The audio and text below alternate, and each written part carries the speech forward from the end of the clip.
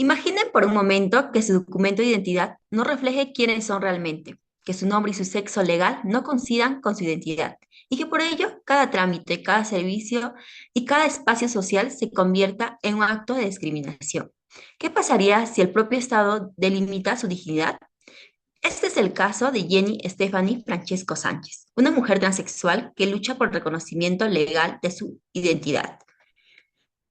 A continuación, voy a presentar a mi grupo conformado por Mira Vargas, Ana Patricia, Quispe Córdoba, Camila Victoria y Romero Velázquez, Norca Melissa, y mi persona, Pariona Taipe Medalit Katy.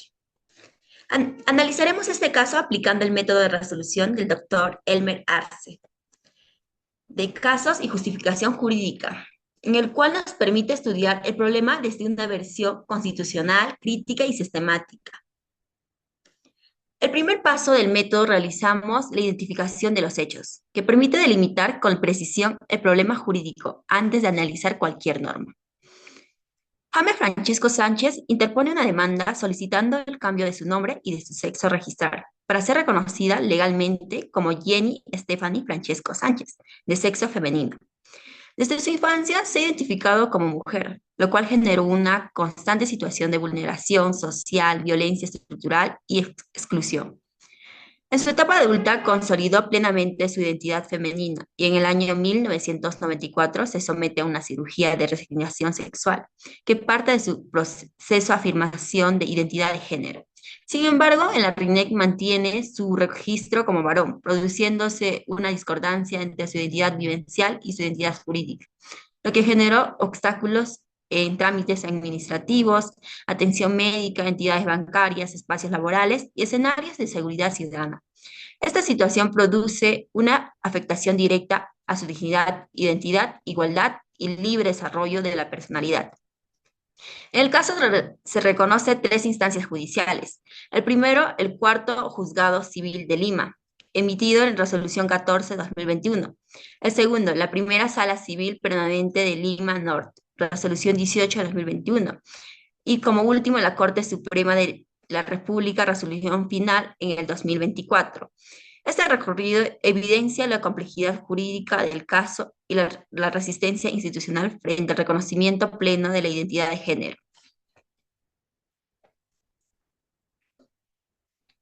Hasta aquí hemos entendido los hechos desde una perspectiva social, humana y jurídica. Sin embargo, el método del doctor Arce, el análisis no se agota en los hechos, sino que exige situarlos dentro del sistema normativo.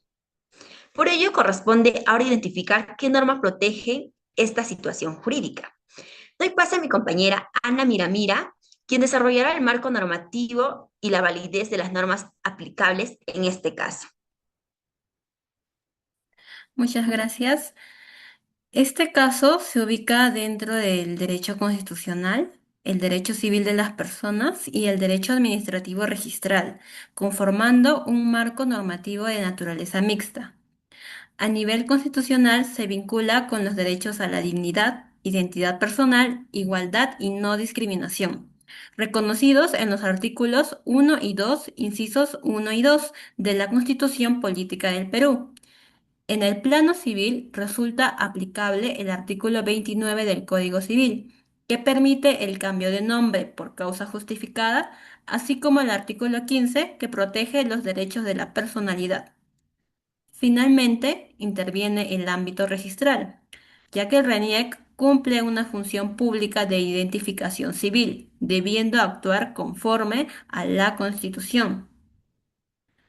Ahora, en el paso de análisis de la validez de la normativa, todas las normas mencionadas son plenamente válidas, vigentes y obligatorias.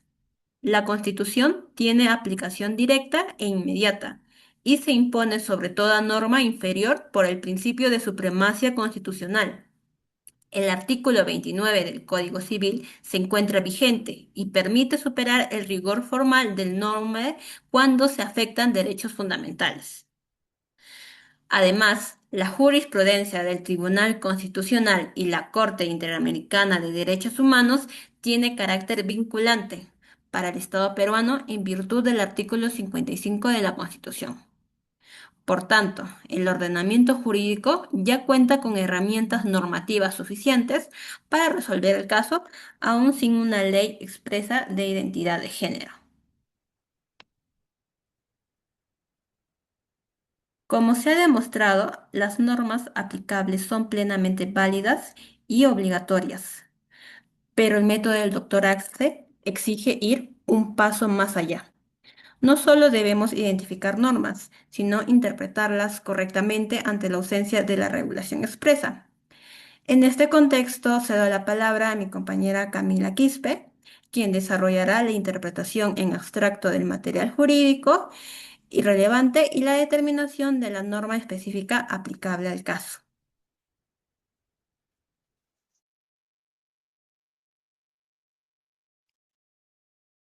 En este paso no se analizan todavía los hechos del caso, sino el contenido normativo y constitucional de las normas aplicables de manera abstracta.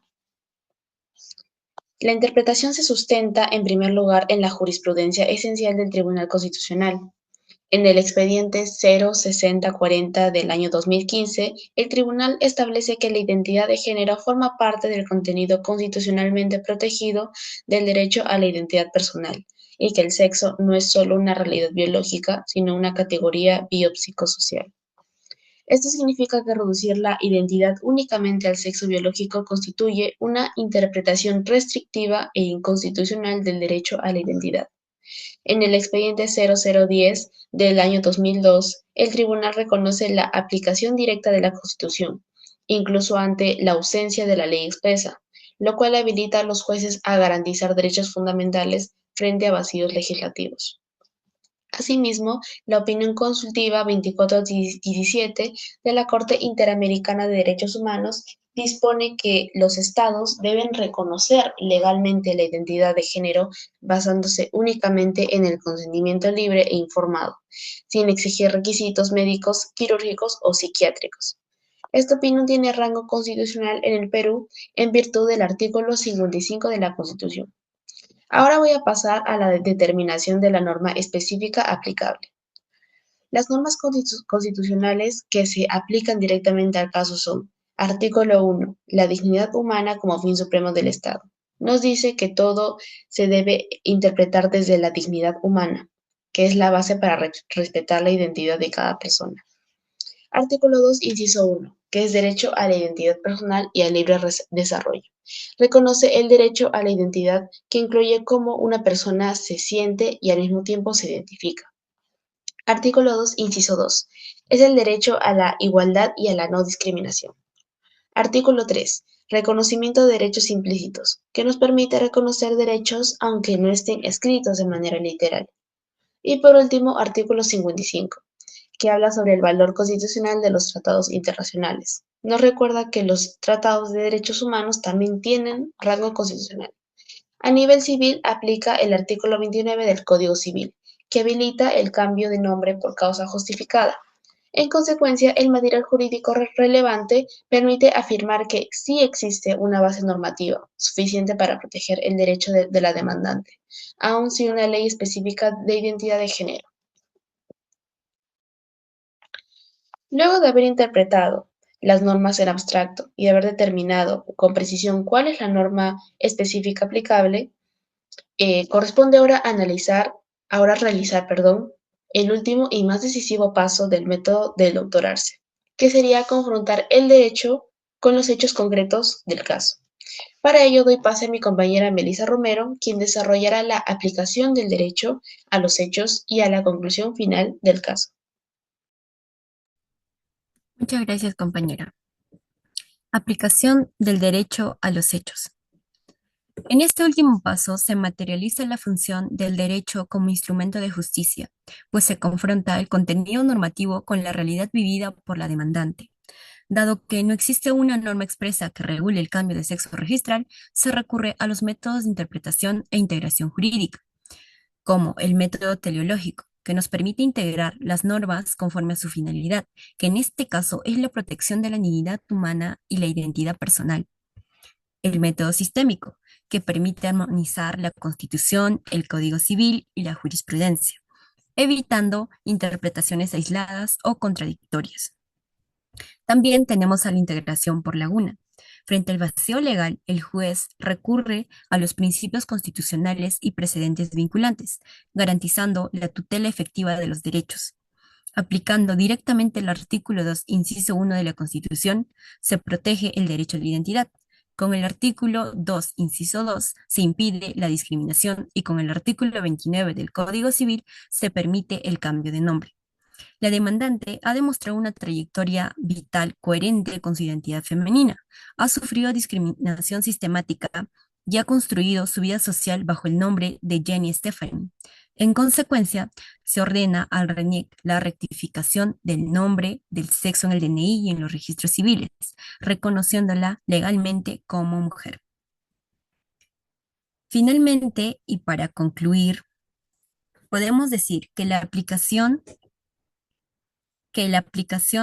del doctor Arce permite demostrar que la ausencia de una norma expresa no impide la interpretación constitucional e integradora.